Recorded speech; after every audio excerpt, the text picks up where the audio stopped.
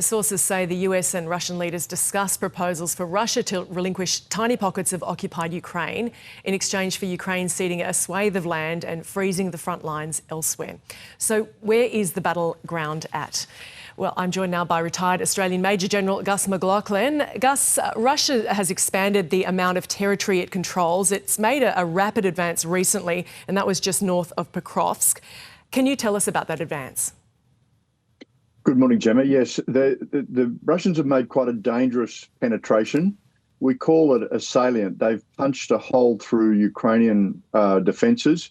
And the risk, of course, is not that the sort of laser-like penetration will be a danger in itself, but you can follow on with troops into that penetration and then expand out like opening an umbrella. Mm-hmm. The Ukrainians themselves, you'll recall, did something similar in August of last year in the area of Kursk. And it's not a coincidence that both of those attacks have been linked to peace talks or major strategic events. In the Ukrainian case, it was early in the Trump administration. They knew Zelensky was going to Washington, and they wanted to have some battlefield success to have as a card to play on that discussion. It's no different this time. The Russians have sought to achieve battlefield advantage that would put pressure on Zelensky. In this case, I think the Ukrainians have contained that penetration for now. Mm-hmm. And why is the city of Pokrovsk so important?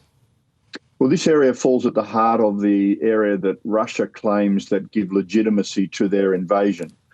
They claim that this area is loyal to Russia, that these are Russian-speaking people.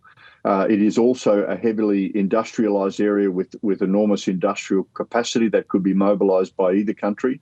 And it includes resources under the ground. This is a rich prize for both sides. Now, historically, the area was very strongly Ukrainian before the Stalinist purges of that area where Russian-speaking people were inserted to expand Russian influence. And everything I'm reading is that the population there are less and less inclined to be part of Russia and want to remain in Ukraine. But despite that, that's the claims that Putin makes that legitimise his attempts to take control. And Russia trying to gain full control of the Donbas, also Zaporizhzhia and Kherson. What does that look like on the ground? Well, this is an incredibly brutal fight. I mean, we're not really seeing the worst of it, mostly because it's too dangerous for journalists and reporters to approach. This is a cross between World War I battles with a science fiction overlay. We've got tremendous barrages of artillery, grinding attacks with the buzz and overhead of 21st century drones and ground robotic vehicles moving forward. Some people may have seen the incredible footage on social media of a Ukrainian soldier who had been pinned down for days in a forward pit in that area. And to rescue him, a drone flew forward with an electric motorbike for him to make a rapid escape. I mean, it's an incredible, merging of violence, brutality, and almost science fiction. Peace talks aside, does Russia have the manpower, the weapons to advance further? It's a really important question, Gemma. Most of us think Russia is close to what we call culminating, meaning they don't have the combat power now to make much of a further gain in the Ukrainian defences. That said, the Ukrainians are under tremendous pressure themselves. They have chosen not to expand their conscription, and so manpower is short on the Ukrainian side as well.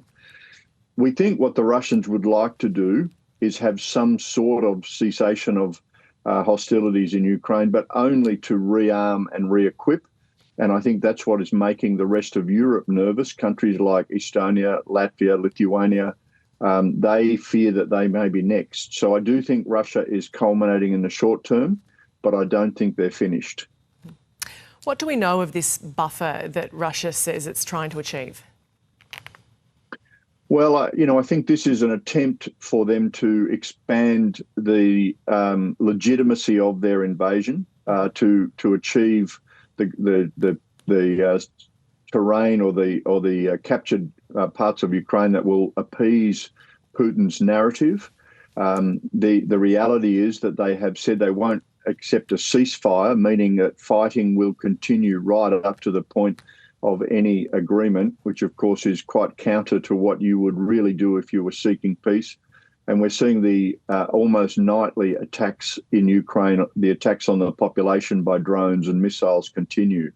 So it's hard to read Putin here. Well, in fact, I think if anything, it's likely that Putin is gaming this attempt by the Trump administration to achieve win-win in every category that it is after. And Gus, we don't know if a deal will be achieved here and exactly what it will entail, but what role could Europe and the US play militarily in any deal that is done? I think this is the critical factor, is really who is going to guarantee the safety of Ukraine after this end to hostilities. The Ukrainians, of course, would like that to be the Americans. The Americans are probably the only power capable of genuinely deterring Russian aggression. The Europeans are mobilising their military, but off a low base, and it will take them some time to generate the stocks of ammunition and war reserves that are really needed should Russia resume their offensive. So I think the Ukrainians were pushing hard for the Americans to guarantee success. I don't think that will run to troops on the ground, but I do think it might extend to something like the airspace over Ukraine, where the Americans might guarantee the safety of the Ukrainian skies, which of course includes those drone and missile attacks. The Europeans on the other side would potentially have to deploy troops into the country if they were to guarantee security, because they don't simply have the combat power or the deterrent effect that America would bring.